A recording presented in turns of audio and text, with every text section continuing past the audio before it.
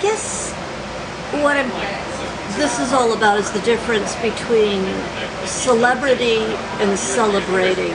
My husband died about a year ago, and I'm not really interested in courting or manufacturing further celebrity.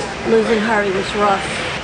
When he died, I was interviewed by the New York Times. By that time, there had already been some buzz about creating a statue of Harvey, a monument to our man. He's from Cleveland, and we were not even able to raise enough money to build a statue of Superman in Cleveland. So if they were going to try and put a monument to Harvey, I told the Times you probably could just raise enough money for his shoes, and one of them would be, the laces would be untied. That's about all we could do.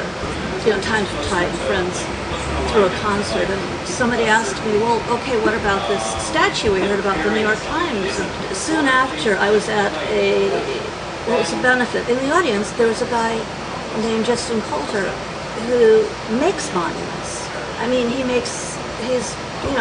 we're talking like dead people monuments, angels with wings and this. He took it seriously and he went home, and pretty soon I'm looking at clay maquettes, these little models of a potential monument to my husband, a statue. He had the positioning of the hands right, but the way it was drawn, it was Harvey was sort of dominating this urban landscape, sort of stepping out against Cleveland.